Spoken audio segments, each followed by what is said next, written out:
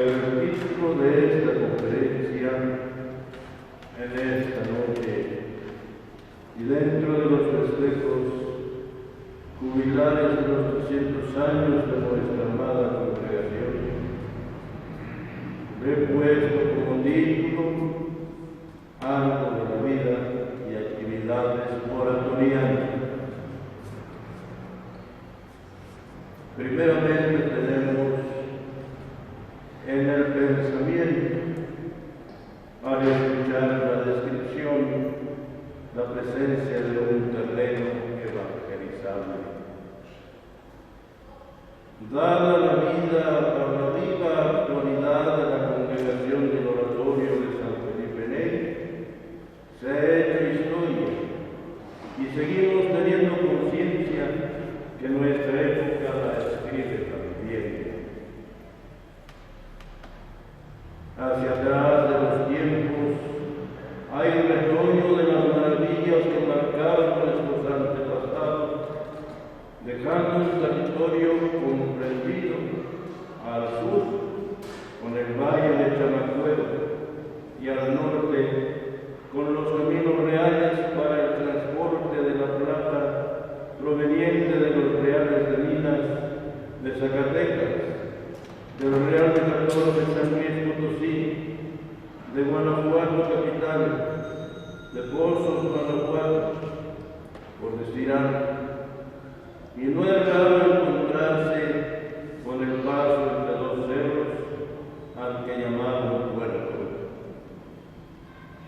Así tenemos el puerto de Calderón, puerto de Novillero, puerto de Ávila, puerto de Loredana, puerto de Sosa, puerto de Miel. Y también por ahí escuchamos uno o dos puertas, como puerta del aire rumbo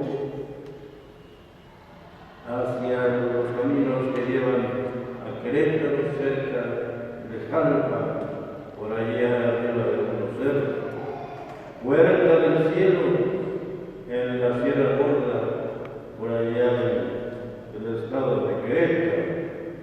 Pero eso es lo que la historia marca como puerto. Y decimos porque aquí en nuestro medio son famosos Puerto de Calderón y otros ya mencionados.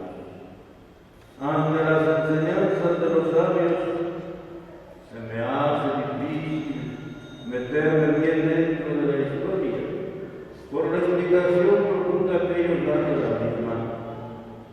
El gran sabio Octavio Paz nos dice que la historia hecha a mano de la ciencia por sus métodos y de la poesía por su visión de las cosas. Por la ciencia se adquiere descubrimiento, la recreación por la poesía. Y a mí no se me da describir los acontecimientos históricos con sabiduría y agrado. Paz sigue diciendo, la historia no explora el mundo, sino reconstruye el pasado.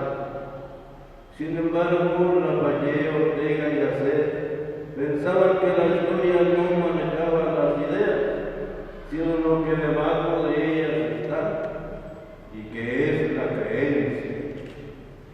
Y aquí hace Paz mención de otros autores que manejan maravillosamente ciencia, historia, ideas, creencias, o más concretamente, religión y fe, como lo han hecho algunos hombres, Carlos Marx y San Agustín. Hay quienes miden las sociedades por las técnicas. Eso decíamos al principio, aquí están las técnicas adecuadas, más que por las creencias. Pero aquellas cambian más pronto que las creencias, lo cual sería como estas comparaciones. El tractor ha sustituido a la yunta de arado y al marxismo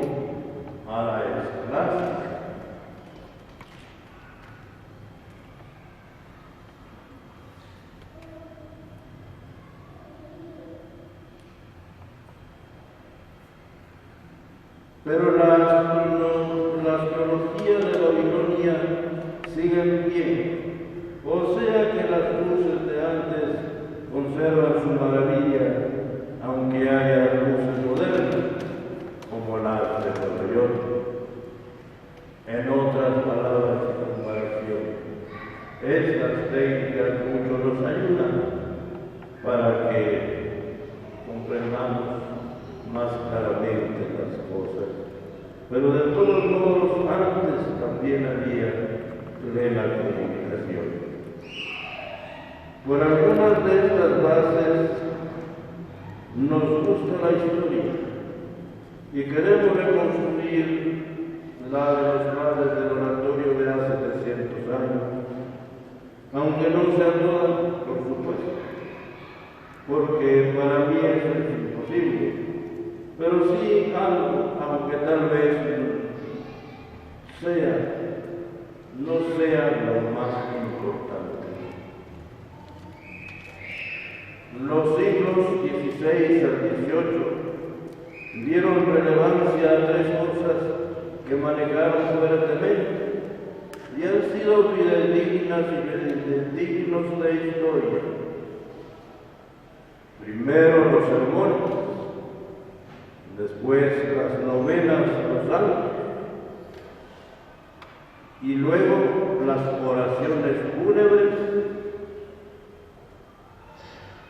Contienen historia y de la buena, como por ejemplo el padre Antonio Ramos de Castilla de este oratorio, en sus sermones predicados en las dedicaciones de los templos que atendía el oratorio.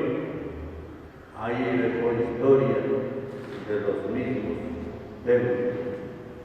El padre Luis Felipe Neri de Alfaro, en su novena guirnalda de rosas a Nuestra Señora de la Salud, y el padre doctor Juan Benito Díaz de Gamarra, su oración fúnebre pronunciada en la muerte del padre Alfaro. También hay oraciones de nuestros indígenas, sobre todo, como las oraciones a los cuatro vientos, a la Santa Lumbre, a la Santa Tierra, a la Santa Mesa. Una vez yo preguntaba, ¿y por qué una oración a la Santa Mesa? ¿Cuál es esa Santa Mesa?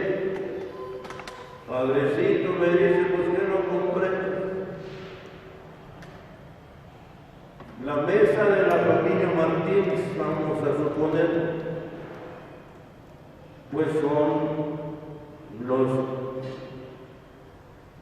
abuelos paternos y los abuelos maternos. ¿Cuántas patas tiene una mesa? Los cuatro. De una familia, sus abuelos, ¿cuántos son? Los cuatro. Por la Santa Mesa son los abuelos, padrecito. Entonces, ya voy entendiendo. Y ahí está la historia, precisamente. Aquellos familiares antepasados de esas mismas personas.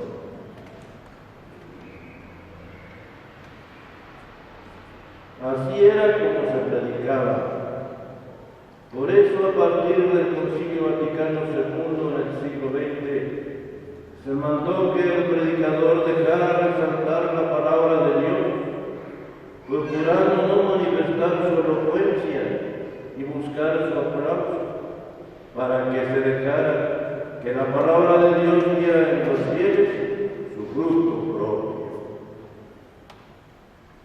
Sí, porque aquí a oratorio hace tiempo vinieron a predicar algunos famosos, ¿no? Pues duraban mucho tiempo, ¿verdad?, en sus predicaciones, pero sacaban citas de todas partes, de la Biblia, de la historia, de la ciencia.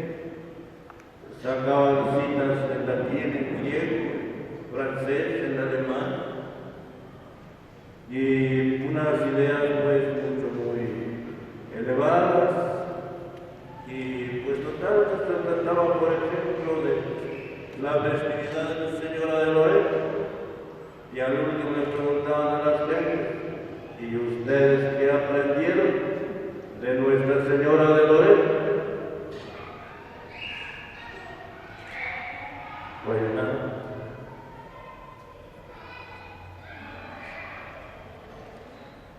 Entonces, ¿verdad? Se deja para esos casos que la palabra de Dios dé su fruto propio.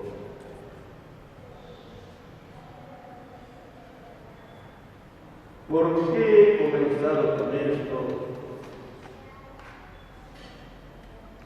Podían preguntarme. Es que quiero que me sirva como marco glorioso que usted nos lleva la historia del oratorio a lo largo de estos 300 años. Fue el excelentísimo virrey don Luis de Velasco, conde de La Coruña, quien dio licencia a los mulatos para que en julio de 1593 se fundara la cofradía y se concediera el terreno para erigir una capilla.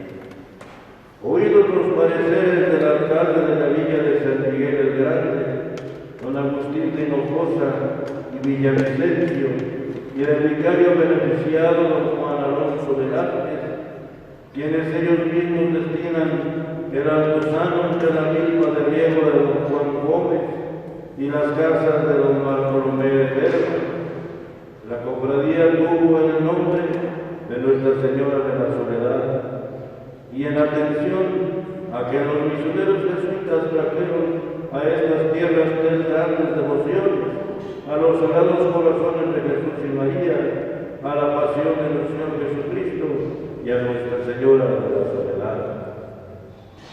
Esta cofradía desde 1620 es encontrada con el título de la propiedad como Nuestra Señora de la Soledad del Santo Efeón.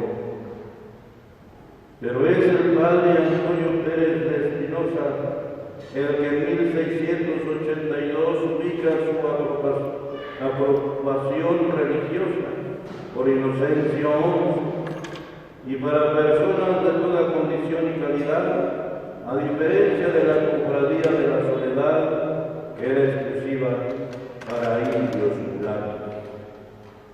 El 1 de enero de 1595 se dio posesión del terreno a los mulatos para la capilla de la cofradía por el alcalde Agustín y el vicario beneficiado, don Juan Alonso, quienes, tomando de la mano al indio Juan Cano, caminando con él al oriente hasta la casa de don Francisco Fernández, el mulato juntó piedras y arrancó hierbas en señal de propiedad. Según documentos del padre Francisco Pérez de Espinosa de 1737, dice que la capilla era de piedras y adobe unidas con lodo y el techo de vigas y romería, un poco más grande que las casas habitaciones de los mulatos. Medía 7 varas de longitud. Esa primera capilla estuvo ahí, donde ahora se encuentra el altar de la crucifixión. Y la puerta es la que está ahí, la lateral, que mira hacia el oriente. Allí estuvo esa primera capilla de piedra pegada con adobe y el techo de rodillo. Según documento del padre Francisco Pérez de Espinosa, y después, a fines del siglo XVII, don Jerónimo Magdaleno, alcalde de la República de mayordomo de la cofradía, la amplía de Calicanto y con puerta hacia el oriente. Es la puerta que está allí todavía. Por eso en la fachada tiene la imagen de Nuestra Señora de la Soledad. Los cimientos del actual templo los puso hasta el crucero el siguiente mayordomo de la cofradía, don Antonio de Jáuregui, de la señoría de Vizcaya. La prosigue el mayordomo siguiente, don Severino de Jáuregui. El nombre de este señor no se nos olvida, porque fue nuestro gran benefactor en aquellos tiempos. Aquí en la sacristía hay un cuadro de la Purísima Concepción. Dice la tradición que ese cuadro estaba en la capilla del barrio de Obraje, pero después, por azares del tiempo, la trajeron para acá. Y allí se encuentra en la sacristía actualmente. Es el único cuadro que tiene pintado también el retrato de don Severino de Jáuregui.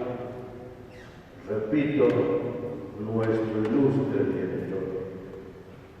En 1708, precisamente por la importancia que tenía esta villa, en la Cuaresma, como buena preparación para la Semana Santa, vino desde Querétaro a predicar el padre Francisco Pérez de Espinosa y se dio cuenta de los descontentos que había por las anomalías que se daban en la capilla de la Soledad del Santo Acción y que necesitaban capellán.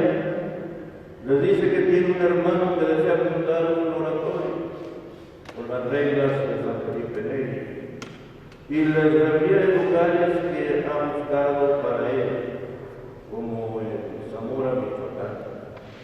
Entonces los nobles de esta villa le contestan que ellos le ofrecen la capilla ya en construcción y fincarle en la casa como con la condición de que en su cementerio les dejen enterrar a sus difuntos, celebrar sus fiestas y elegir sus mayordomos.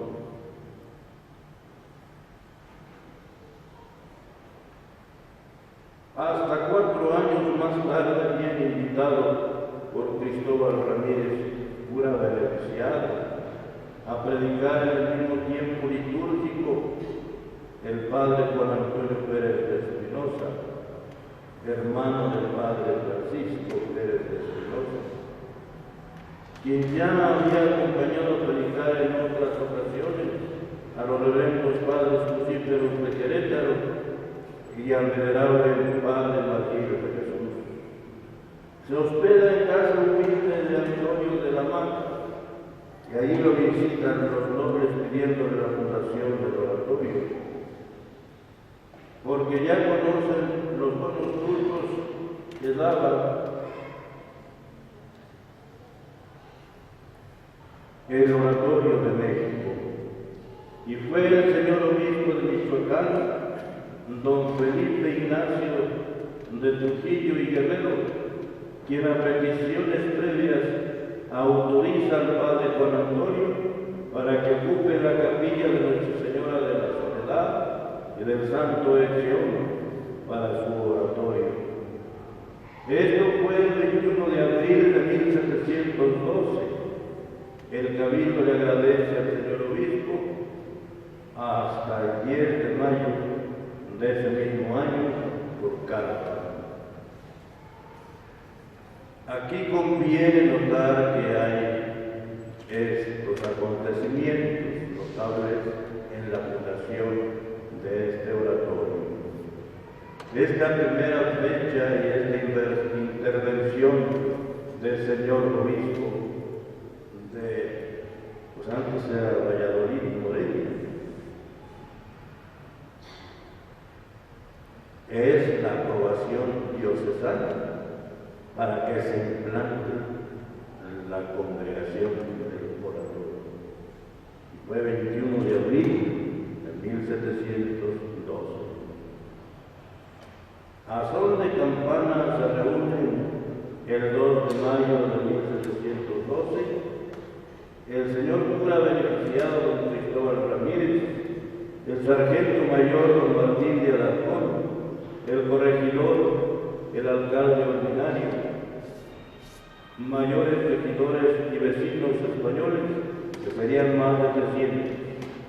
Todos convinieron en la fundación. Requeridos los mulatos por el corregidor, les pidieron su parecer que llevaba escrito y firmado. Lo llevaba el mayordomo de la cofradía.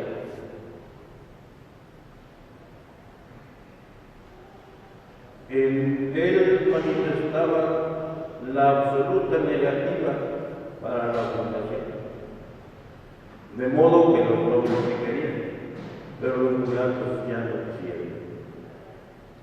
El mayordomo sacó su papel que llevaba en el pecho y lo encuentra totalmente en blanco, y creyendo que había tomado otro por equivocación, fue a su casa y volviendo dijo que no había otro. Entonces el padre Juan Antonio les dice que si ellos eran los que habían firmado el papel, le dijeran de viva voz lo que el papel tenía escrito. Se miraron entre sí. Dios les movió el corazón, porque accedieron todos preocupados diciendo: está bien, pero con tal de que se nos deje celebrar nuestras fiestas y enterrar a nuestros muertos.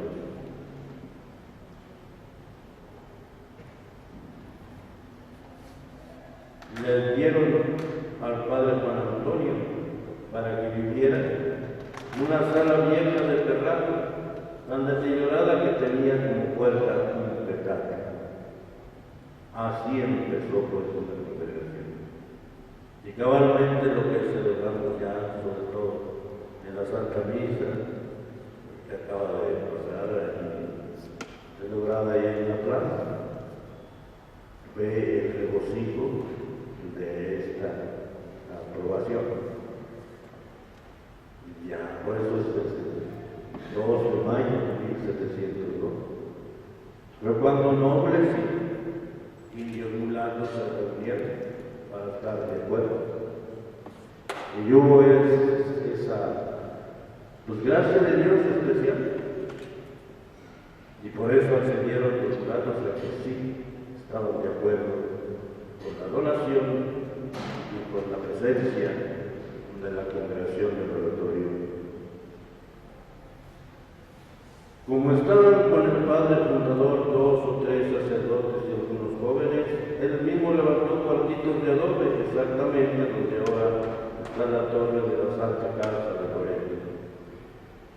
Cuartitos que todavía en 1751 podían verse, recordando la humildad y celo del padre.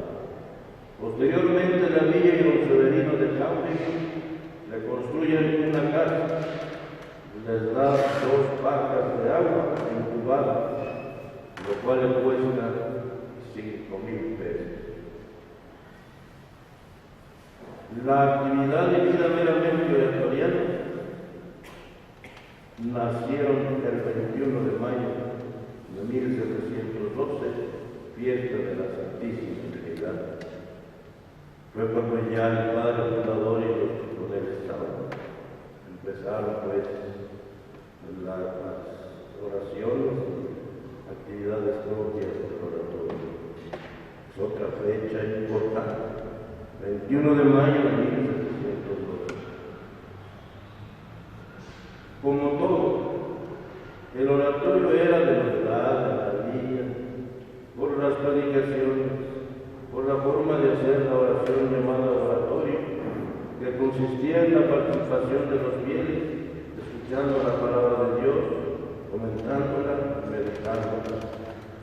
En esto San Felipe Neri, fundador en Roma de la Congregación Madre, prefería a los fieles asistentes mejor que a los eclesiásticos, lo cual era nuevo y edificante, porque así lo hacían también aquí los padres.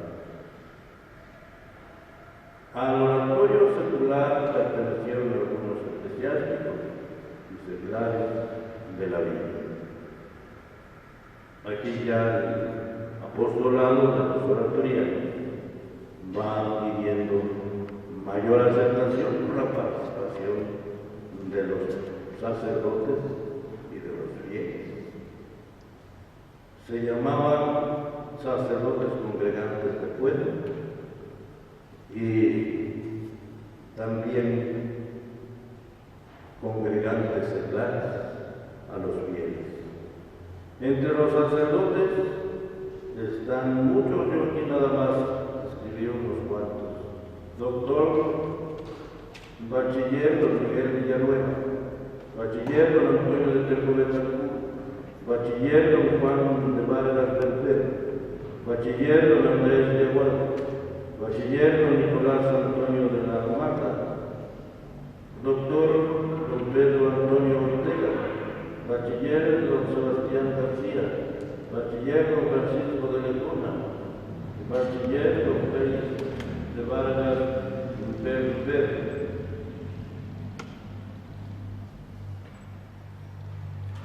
bachiller don Luis de Menchaca, licenciado don José de Llamas, bachiller don Francisco Jordán, bachiller don Antonio Eugenio Ponce de León, bachiller don José Padilla, bachiller muy reverendo padre Fray Francisco Pérez de Espinosa, bachiller don Salvador José Fajardo, licenciado don Francisco Sánchez de Mendiola, doctor don Juan José de Guiara, bachiller don Joaquín de Ruchi y Arana, bachiller don Francisco Porcano, licenciado don Juan Manuel de Villegas.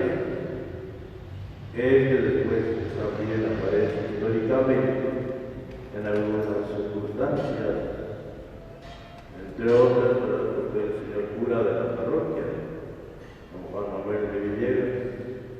El hospital que estaba aquí en Reloj se llamaba Juan Manuel de Villegas, y así por ahí suena una vez este sacerdote Juan Manuel Villegas.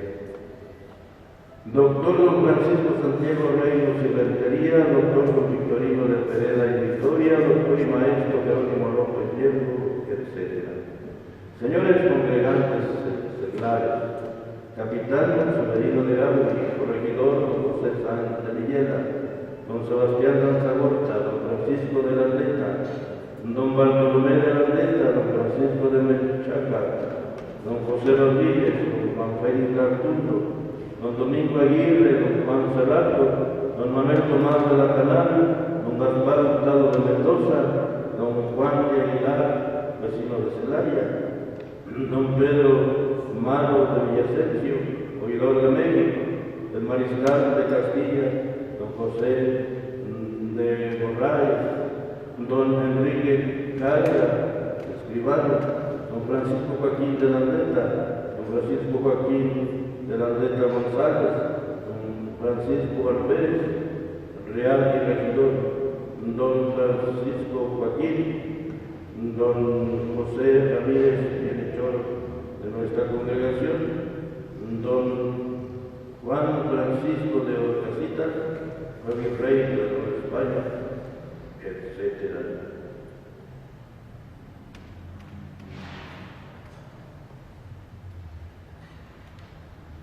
Pasaron más de 2 años para que el Señor Saudi terminase la iglesia o templo.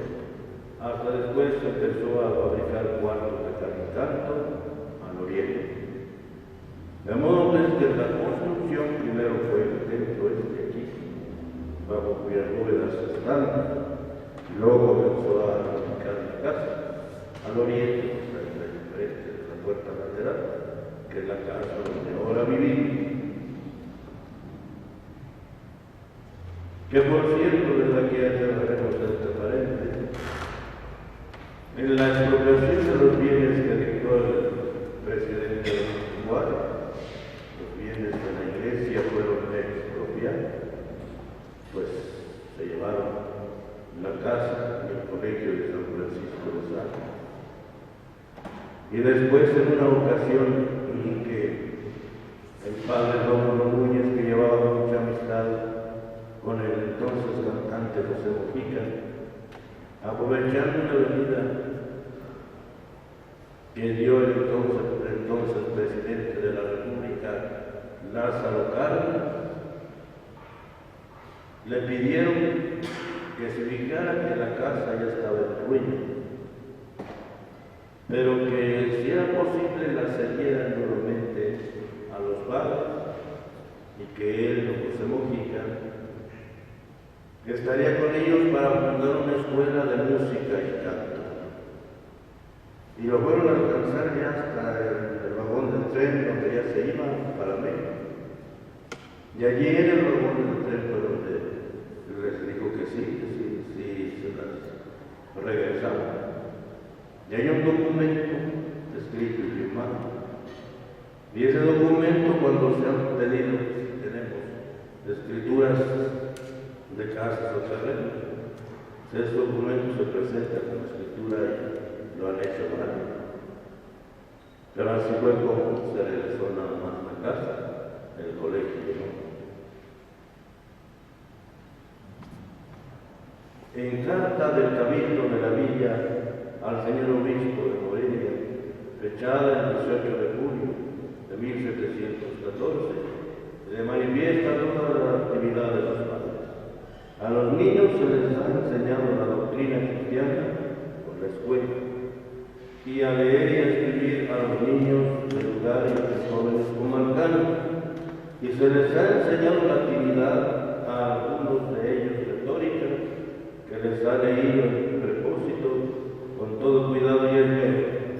Todos los jueves entre el año y los jueves de Cuaresma se va a la iglesia parroquial cantando la doctrina por la calle, procesionalmente, asistiendo después en la parroquia a la explicación del mismo señor cura y demás clérigos. Todos los domingos por la tarde y los días festivos hay sermón moral. Todos los días por la tarde oración mental conforme a su constitución, y otras obras de piedad como visitar a los encarcelados, ayudar a los moribundos, confesar a los enfermos y componer las discordias. También se celebra la octava de Corpus. Para esto la custodia se mandó a hacer a Querétaro por el reverendo padre Francisco Pérez de Espinosa, y la bendijo el señor cura San Cristóbal Ramírez de Zamora. Y esta octava de Corpus es y ha sido hasta nuestros días motivo de problema. Esta carta la firma, esta carta de dar conocimiento de la actividad de los padres, la firma el señor cura Cristóbal Ramírez de Zamora, don Juan de Primo Terán, alcalde ordinario, don Félix Racundo y don José Sáenz. En la contestación dice el señor obispo que avisará al Papa y al Rey acerca del oratorio. El señor cura después ya no quiso tener paz y alegaba que la iglesia del señor Exiomo siempre había sido ayuda de la parroquia, y acusaba que no había unión entre los padres, ni congregación ni formalidad de los congregantes, sino pura denominación, que los sacerdotes viven afuera de sus casas, en sus casas, y que los que van al oratorio son los que hacen la comunidad, que en el caso de que la hubiera, solo se podrían dar leyes si los sacerdotes tuvieran ya 10 años de congregar. A esto último se comenta que la Iglesia habilita a los fundadores y a sus acompañantes el derecho de decenio, aunque no lo hayan cumplido.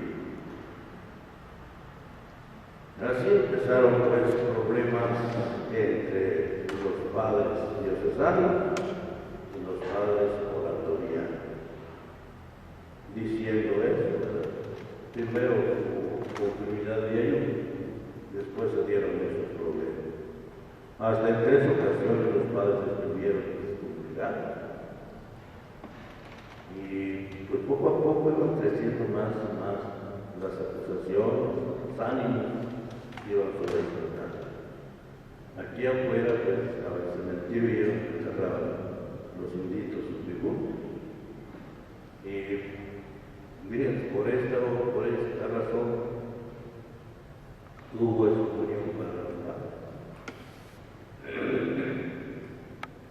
Se murió la señora del cantor de la parroquia y lo fue a avisar al señor cura que qué hacía, que dónde la enterraba, y le dijo que la iba a enterrar aquí.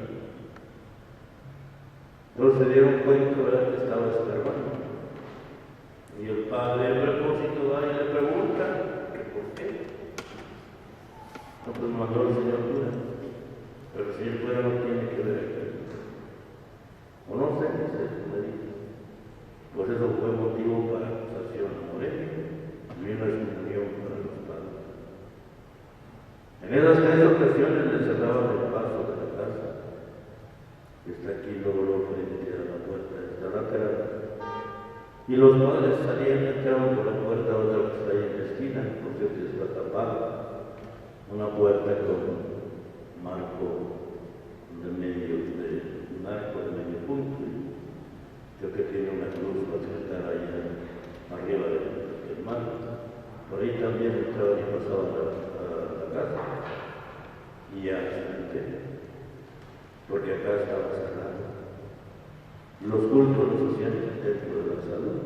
Era capilla entonces, que también ha tenido 3 grandes épocas, y entonces era una capilla muy sencilla, pero allá era donde diariamente se daban las santas, porque acá lo tenían prohibido.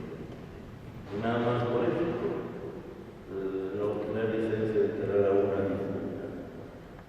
Pero ahí tenía muy en cuenta, hermanos, las cuestiones de dinero, como las prebendas, como esto de los beneficios, por eso dije que figura beneficiaria. Las capellanías, una capellanía una cierta cantidad de dinero. Vamos como una dote para una mujer que se quisiera casar, o una dote para otra mujer que quisiera entrar en una comunidad religiosa.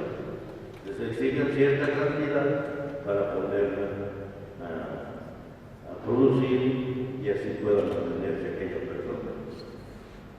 Porque los señores obispos no querían hacerse cargo de mantener a los padres. Precisamente en el siglo XIX hubo esto.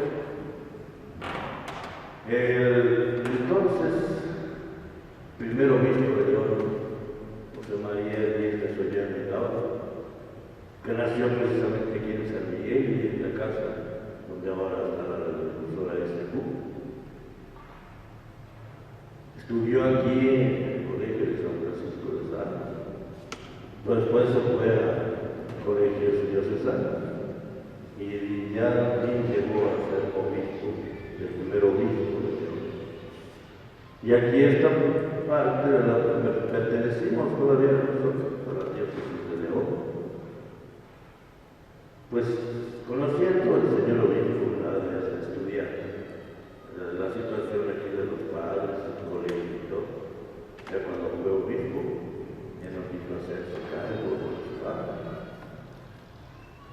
No se los ordenó, había 3 ya para ser ordenados. Y dice allí la historia que de buena inteligencia, pero uno era hijo de zapatero y el otro era hijo de Javier, y el otro no me acuerdo, pero el zapatero se fue con su papá a remontar zapatos, el arriero se fue con su papá a arriar burro, porque no tenían dinero para hacer ordenado. No había capellanía suficiente. Así es que todo eso lo tenemos en cuenta. lo que se llamaba también derecho de estora. El derecho de estora era la limosna que le daban al padre por una bendición. Podrían bendecir una sepultura y nada más era el que tenía que recibir aquellos donativos que les servían pues para su sustento, porque los señores obispos no se hacían cargo de sacerdotes. El derecho canónico dice, ¿verdad?, que son 5 años de servicio a la diócesis. Y se supone que en esos 5 años ya se podría dar de baja al sacerdote, porque ya habría contado para mantenerse durante toda la vida. Y no, pues había sacerdotes de 50 años, muchos, y todavía siguen al pie de la raya, trabajando según sus posibilidades de salud. Y en fin, por eso es bueno, ¿verdad?, recordar que había tanto problema. Así nada más porque no se comprendería, pero esa era la razón.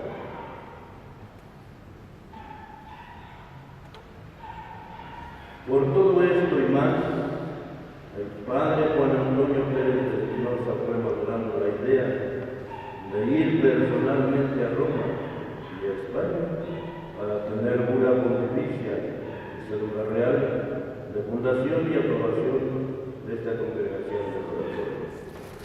Y finalmente se fue en 1718 y ya no volvió.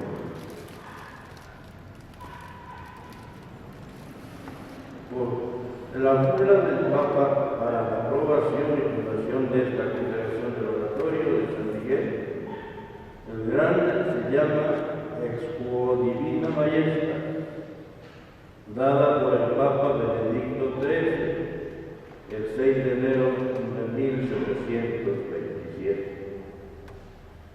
La cédula real fue dada en buen retiro por el rey Felipe V el 18 de diciembre de 1734.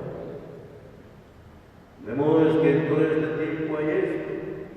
El padre Juan Antonio no se fue solo, se fue con un compañero, Tomás de Villegómez, que todavía no era sacerdote, pero su asistente personal. No lo dejó, se fue con él. Y allá quedaron los dos. Pero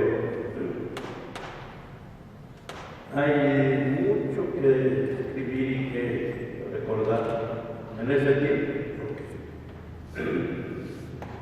no fue tan fácil, ¿verdad?, conseguir la bula pontificia y conseguir la cédula del rey. ¿Se imaginan desde el 18 hasta el 27? La bula pontificia.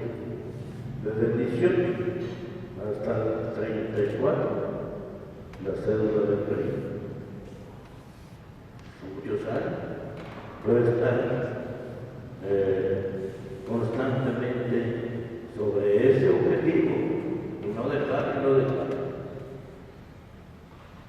Durante ese tiempo, el padre Juan Antonio Pérez de Espinosa fundó dos oratorios en España, en Córdoba, en Málaga, y anduvo dando vueltas a Roma. Allá en Roma estuvo un tiempo y ya se doctoró en Sagrada Teología, era doctor en Sagrada Teología. Todo eso estuvo bien, y ya anhelaba venirse. Ya cuando consiguió sus papeles, la cédula del rey sí la envió, pero la bula pontificia mandó solamente una copia, porque él quería traerla personalmente, la original, y llegar aquí nuevamente a su congregación. Pero ya el tiempo ya no se lo consiguió. Murió en 1747 y ya también había muerto el padre Tomás de Villegómez. Consiguió allá que se le dieran las órdenes en un solo día, lo cual no se podía, pero lo adquirió de Roma, y no solo dieron ordenaron a su asistente que lo iba acompañando desde acá. Pues cuando los padres, ¿verdad?, tuvieron la noticia, entonces hicieron fiesta también. Dice, por cierto, el formato de la pontificia es idéntico solo con el cambio de nombres, lugares y fechas al que dio el Papa Clemente XII para el Oratorio de México. Al mandarse a San Miguel el Grande el comunicado de las conversiones, la congregación procedió de la manera siguiente. Toda la comunidad, en virtud de su posesión, hizo oración ante el Santísimo Sacramento, que se puso patente. En voz alta cantaron el Te Deum al son del órgano. Abrieron y cerraron las puertas, y tocaron y repicaron las campanas. El padre Repósito se subió al púlpito, bajó y tocó el ala del altar, registró el misal y, encerrado el Santísimo, recibió la llave del sagrario. Todo esto sin contradicción de persona alguna, y finalmente firmaron un documento los padres Francisco Antonio de la Fuente, Francisco Pérez de Espinosa, Martín Zamudio, Juan Hipólito Aguado, Manuel Ramírez de la Concepción, quienes eran entonces primero, segundo, tercer y cuarto diputados, Martín de San Cayetano, Manuel Antonio Gutiérrez, Pedro Ramírez, Juan Antonio Yáñez, Pedro Vidal. Eran los que estaban en ese entonces. Y de gusto hicieron todo eso. Entonces, ¿verdad?, para más años y cumplimiento que todavía falta tiempo. Ahora, podríamos decir que este libro sería una parte. Ahí está la copia de esos documentos, de esa cruz que se ve manchada, es el rojo vivo, es un rojo muy bonito, y se abre y tiene sello. Esos documentos se conservan en el archivo de la congregación. Ahora, esto sería, ¿verdad?, término, conferencia, pero en otra ocasión se mencionaron los sacerdotes ilustres que ha habido aquí en la congregación, y es una lista también muy larga. Yo nada más voy a referir a uno. Dice allí, siglo de oro se llama, por los hombres notables que entonces surgieron de la venerable congregación del oratorio de esta ciudad. Unos fueron notables por su habilidad, otros por sus conocimientos científicos, pero en unos y otros brillaban la sabiduría y la santidad en grados sorprendentes. Por supuesto que no los voy a nombrar a todos, con uno basta, porque de los demás se ha escrito y hablado mucho. Sí, por ejemplo, del padre Juan Díaz de Omar y de otros más. Este, del cual casi no se ha hablado, se llamó Alfonso Sánchez Rubio. Y me gustó, ¿verdad?, recordarlo, porque fue ordenado en el tiempo de la persecución religiosa. Si no se podía hacer una oración, porque decían que tenían fe, estaba viva Cristo Rey, los mataban, ¿se imaginan?, ordenando a unos sacerdotes. Sin embargo, ¿verdad?, que es así, pues. El padre Alfonso Sánchez Rubio vivió feliz. casas, por que frente al jardín de Zaragoza. Yo nada más conocí, su hermana se llamaba Isidra y un hermano que se llamaba Patricia. Pero dice aquí que era el séptimo entre sus hermanos. Nace pues aquí en San Miguel. En 1895. Por mucho tiempo la señora Isidra pues cocinera así de laboratorio. Sus primeros estudios los realizó con Romanita. Aquí decimos que había en este tiempo muchas personas que daban clases, en particular y en unas escuelas particulares también. Luego continuó con el maestro Manuel Ibarra en el colegio de San Luis Gonzaga bajo la tutela de los padres del rectorio. Él fue el padre Alfonso Sánchez. Después, con Francisco Aguirre, daban clase también las señoritas García, en su casa. En el anexo de Santana estaba la escuela Manrique Cisara, atendida por el maestro Jesús Briones y su familia. También por su cuenta enseñaba don Eutiquio Hernández y otros. Así se podía, ¿verdad?, conseguir los conocimientos científicos en ese tiempo. El padre Alfonso estudió música con el parroquiano que se llamó Antonio Vicente, quien compuso obras para cantar en la iglesia llamada Misterio. El padre Alfonso era tenor y después director de los Teólogos Civiles. Después el colegio se cerró por la Revolución Mexicana de 1914, fue cuando se cerró en 1919, pero se continuaba estudiando. Sí, los padres daban las clases en sus casas, escondidos. Es un noviciano del padre Alfonso, comenzó en diciembre de 1924 y marcó su vida bajo las reglas del oratorio y constitución. Tonsura y órdenes menores la recibió del señor obispo de León, Cementerio Orden Leyes, en catedral. En 1926, por la Constitución religiosa, pues eran los cultos, pero él quería ser sacerdote. Subdiácono y diácono lo recibe el obispo de Zamora, Michoacán, Manuel Eri Pietrasanta. Hasta donde tuvieron pues los padres tocando puertas para que el padre Alfonso recibiera las órdenes sagradas. Lo cual, imaginémonos que no fue una cosa sencilla, sino muchas dificultades, muchas dificultades y problemas. Entonces ya van dos obispos, Cementerio Manuel Reyes y Manuel Geri de Pietrasanta.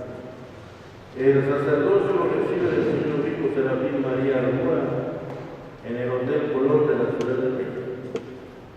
Lo ordenaron en el hotel. Este señor obispo después fue por mucho tiempo obispo de Tampico, Tamaulipas.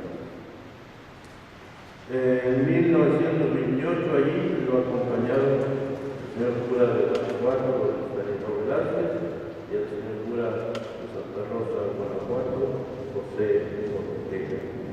Lo acompañaron en su ordenación sacerdotal. Su primer misa la cantó en el oratorio de la Real de Madre de las Crisis, el 1 de mayo de 1928. Cuando se ordenó, el obispo le dijo: cuídate, hijo, pronto te vas a hacer diabetes. Pesaba 102 kilos.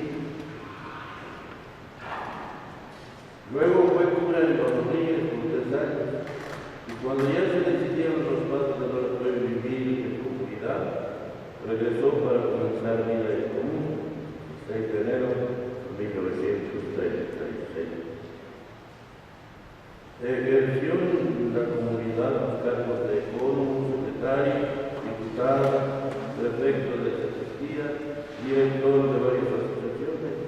catedrático de Filosofía Moral, Derecho Canónico, Sagradas Escrituras, Pastoral, Canto Gregoriano, rector del colegio, un trienio, y también fue a Roma a representar esta congregación en el Congreso Mundial del Oratorio en 1948. Lo eligieron a él para representar esta casa allá en Roma. En junio de 1950 fue al Oratorio Español de México a operar. Finalmente murió el 25 de marzo de 1951, allá en México, dejando de morir, como que todo el pueblo lo lloró. Es decir, fue una vez que operó, entonces mejor regresó a operarse nuevamente, ya no.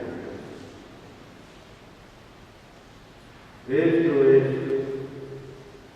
lo que destacamos de su historial de este caso. Por supuesto, está encerrado al pasar ahí la puerta de la y para traer la importancia como estaba, yo lo había preparado aquí. Estuvo los años necesarios en su pasión, lo sacaron, lo exhumaron y lo trasladaron aquí al oratorio, pero no se había corrompido, por decirlo, se había deshecho. Y así, ¿verdad? Está de cuerpo entero, pues ya, momificado por supuesto, pero allí al pasar ahí está enterrado su cuerpo. Y se cumplió lo que él quería, que cuando había me enterrara la puerta para que pasara la gente en lo mismo. Pues ese es un poco de la historia de la congregación, cargada ya sobre sus espaldas 300 años. Vive entre los pobres y sigue su itinerario hasta nueva corporación. Pues hasta aquí llega la conferencia. Muchas gracias.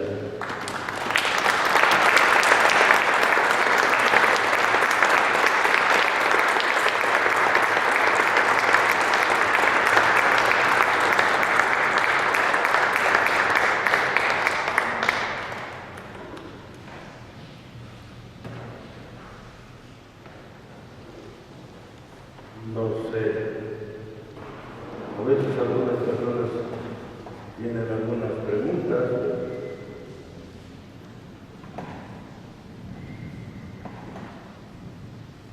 Padre, si pudiera mencionarnos algo sobre el Padre Cipriano Solís. Sí. Gracias.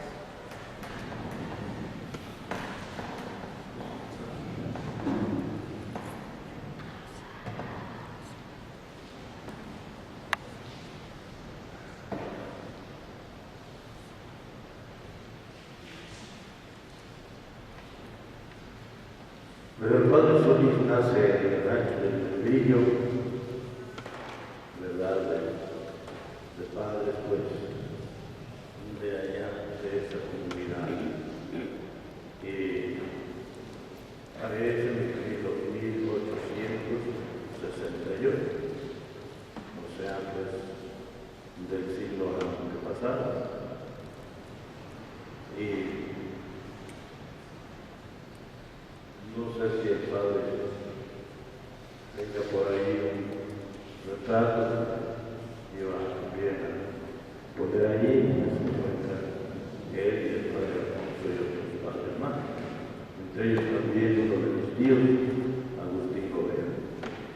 Pero el padre, ¿verdad?, decía en una ocasión de sus celebraciones del aniversario de ordenado, que dulcísima voz oyó cuando andaba detrás de la sobrina.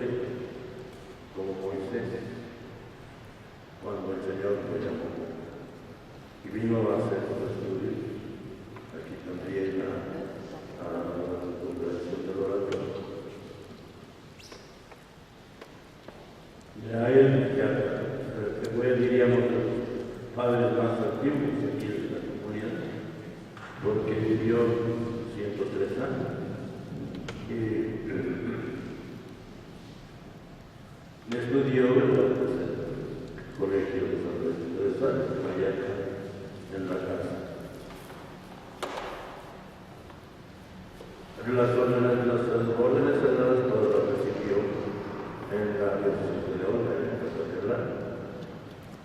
Y en el tiempo de la persecución religiosa no estuvo aquí, fue para San Luis Potosí. Y pues era un sacerdote muy sabio, muy humilde, muy sencillo. En una ocasión, ¿verdad?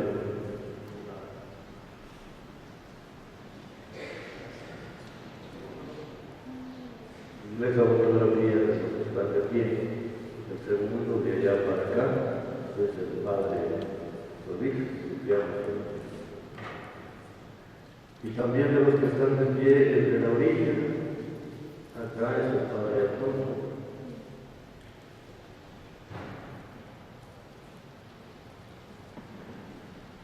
No había otro más de cerca, pero ahí está el padre Solís. Segundo de izquierda a derecha, los que están aquí, ahí atrás. Ya lo dice en este tiempo.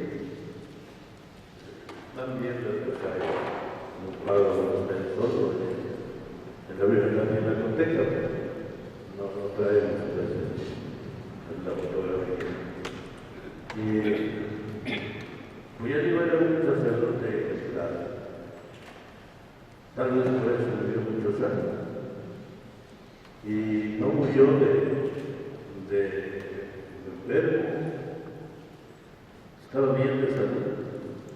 Su vida se fue acabando como el marido de una vez, poquito a poco, hasta que se extinguió. Pero sabía la ciencia sagrada. Y en más de una ocasión, en algunas reuniones de sacerdotes y de preguntas y de estudios, se llegó a dejar callados a otros. Y él no se van a olvidar, ni se hacía arrogante, ¿no? Sencillo, saludaba a la gente. Aquí por mucho tiempo de capellán en la casa de Loreto. Y acostumbrados pues a los ejercicios del campo, cultivaban la huerta y pues se daban frutas, hortalizas, que llegaban a buscar, mandaban arriba de árboles de aguacate, hortalizas, y era muy activo en ese aspecto y muy sabio en los conocimientos. En su predicación siempre la hizo valiéndose de las Sagradas Escrituras, como está mandado que sea el oratorio. Y además, ¿verdad? Pues su voz no le ayudaba mucho, ¿verdad? Porque hablaba un poco querido. Pero estando cerca de él, era una delicia escucharlo. Porque sabía de un padre muy inteligente, muy sencillo. Pues no sé, por eso. Muchas gracias, Para servir.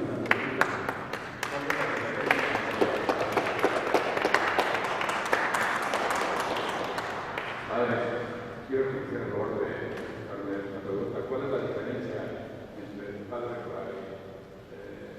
Isidro Pérez Espinosa y el padre Francisco Pérez Espinosa, hermano del fundador? Bueno, pues diferencia como religiosos como sacerdotes. ¿Cómo? ¿Es uno mismo? Ah, no, pero eran hermanos. Por cierto, ¿verdad? En algunos libros aparece como Isidro Pérez de Espinosa y en otros como Isidro Reyes de Espinosa. Él era el cronista de los franciscanos de ese tiempo. Sí. Y fue el que se tendió pues fielmente a estar escribiendo la historia de sus hermanos y de la congregación del oratorio. Pero eran hermanos, no más que uno era franciscano y el otro pertenecía a los predicadores judíos de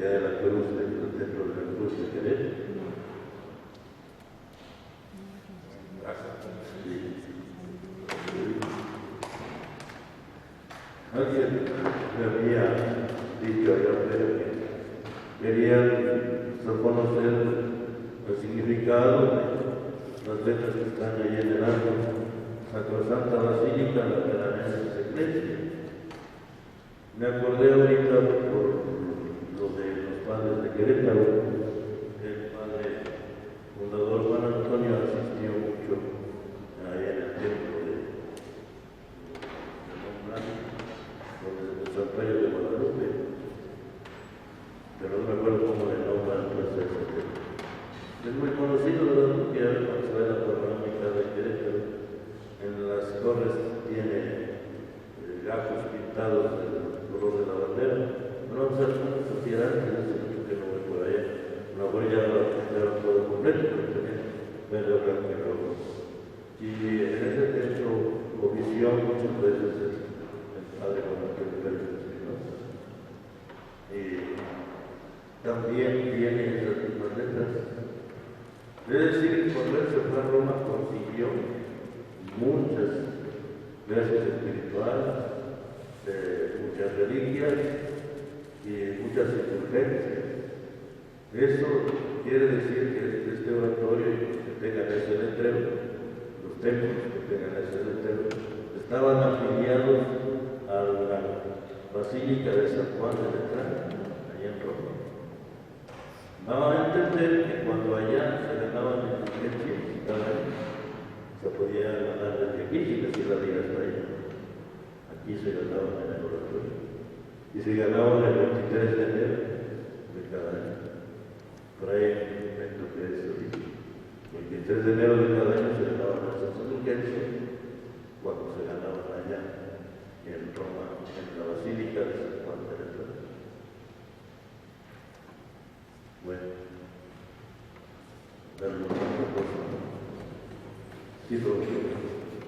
Padre Gobea, pues permito expresarle mis felicitaciones muy sinceras porque pues esa exposición realmente no es conocida de la gran mayoría de nosotros y es conveniente conocer la historia de las instituciones grandes que tenemos aquí ya de 3 siglos. Muchas gracias por su disertación. Y quisiera hacer un comentario, si me lo permite, aunque no es realmente del oratorio, pero de acuerdo con lo que usted mencionó del hospital que tenía el nombre de Juan Manuel Villegas, para mí fue un error y una arbitrariedad el cambiarle el nombre, porque por ese motivo muchas veces se va perdiendo la historia. Así, aunque no sepamos muchos quién era Juan Manuel Villegas, se sigue mencionando el nombre y habrá quien nos quite lo ignorante y nos diga que pues fue el señor cura de esta ciudad. Y así pues ya se perdió ese nombre y lamentablemente pues ahora ya no es el hospital Juan Manuel Villegas. Es un comentario simple. Gracias. Muchas gracias, muy amable con nosotros. Muy amable.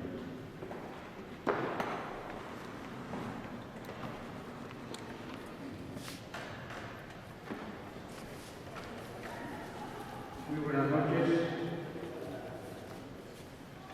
En nombre del patronato, Proveificación del Padre Alfaro y los Padres del Oratorio, otorgamos este presente reconocimiento al Reverendo Padre Socorro Gobea González por su magnífica conferencia que nos ha dado esta noche y por nos ha iluminado mucho acerca de este texto que por mucha gente no conocemos. Lo de todos estos significados de nuestros antepasados. Muchísimas gracias, Padre. A nombre del Comité de Programas y Reconocimiento.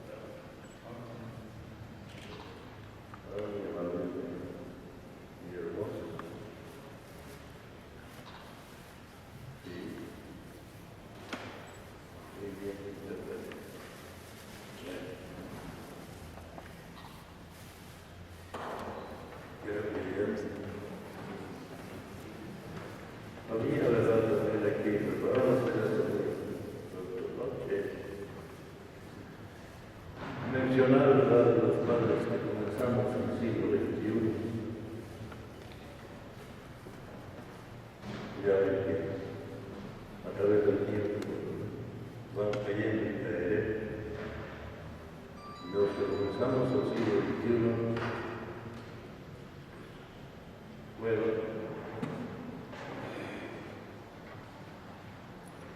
el padre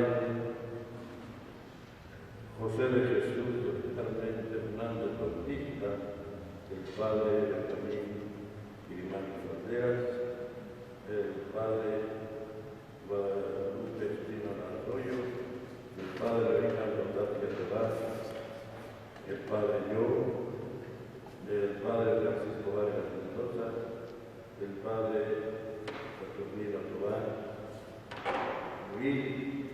el padre, el que es ahora Prepósito, Luis Antonio Espinosa Gobea, el padre Eleazar Mota Morales, el padre Guadalupe Hernández Tobar, el padre José Roberto Raguer Rico, el padre Lorenzo Saldaña Piña, el padre Juan Francisco Campos Tobar y también próximamente ya se cuenta entre los novicios Josué Alejandro Rodríguez Perales, es aquí de San Miguel y actualmente está en Morelia estudiando el último año de teología.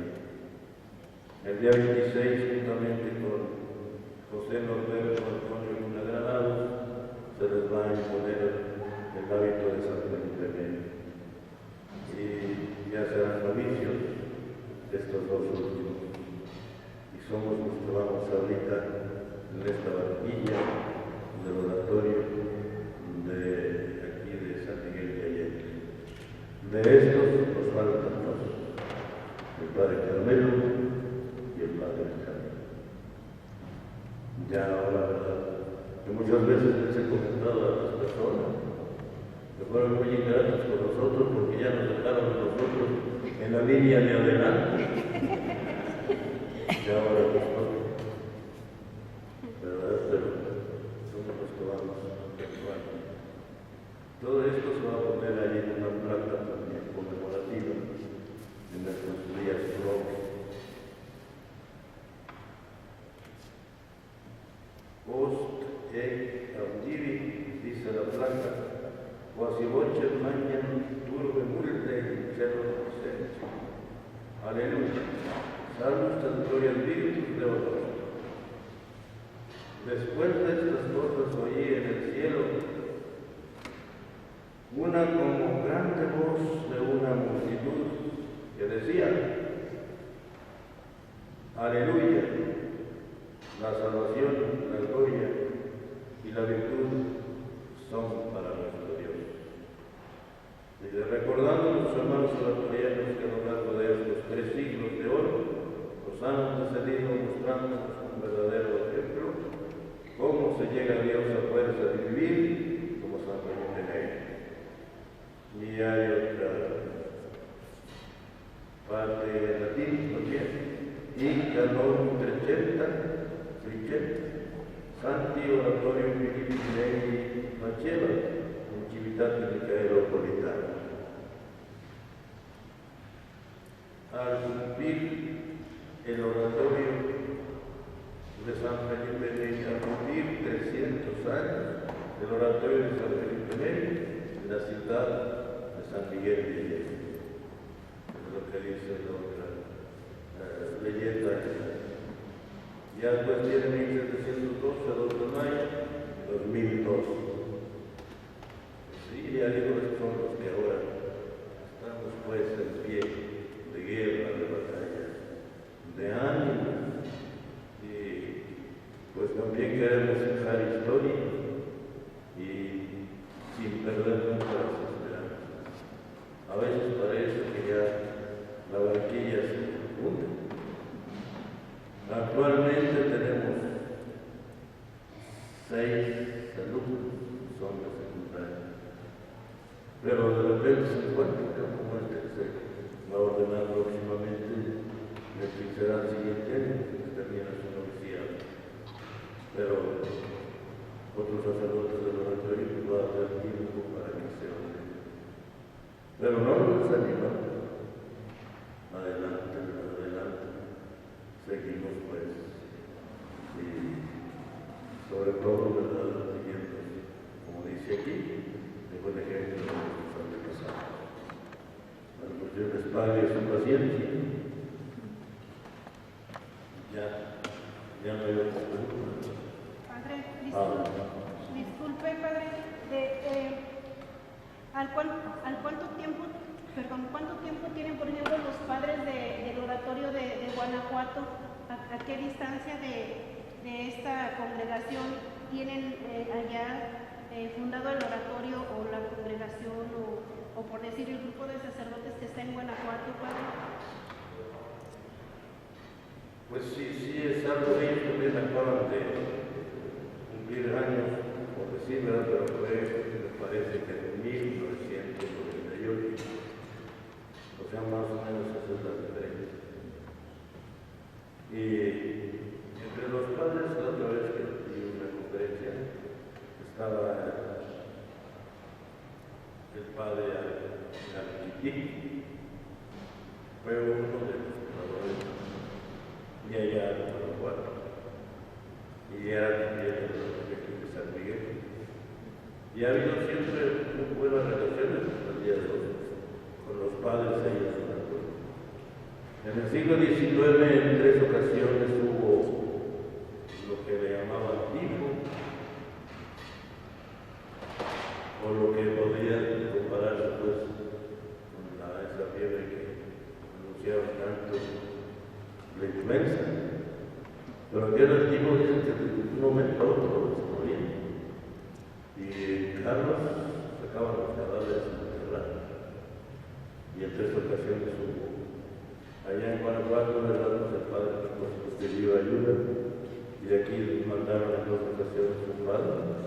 Los padres se contagiaron y ella murió. Pero sí, más o menos esa distancia. Primero fue fundado aquí, pues fundado en Guanajuato. Y sacaron unos libros aquí muy bien presentados. Me llamó mucho la atención porque ese libro trae las firmas de los padres de ella. Y las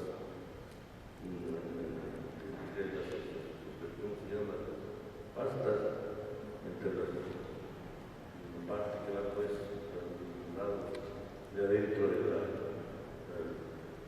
presentación de la tapa, y en otros lugares que hubo oportunidad de poner las firmas de todos los padres.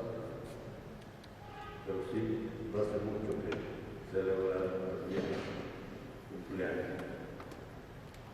¿Y solamente hay en Guanajuato, no hay en otro estado más?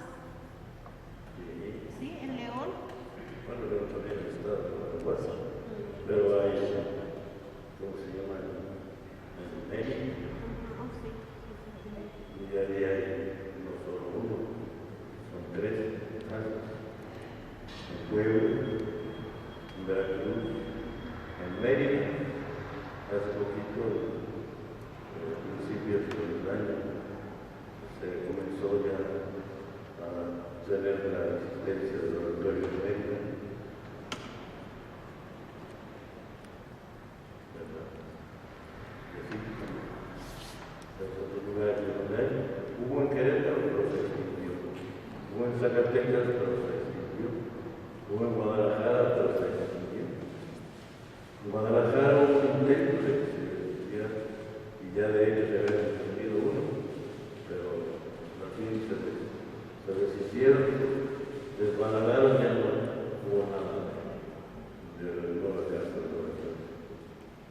Pero ya antes, por ejemplo, en Guadalajara, Jalisco, allí hubo Querétaro, el templo de la congregación de Querétaro es actualmente la catedral. Si alguna vez tienen la oportunidad de ir, fíjense como la fachada está la efigie de San Felipe Negro, porque ahí fue el oratorio de Querétaro. Pero una casa se extingue después de 100 años de estar solo. Se cumplieron esos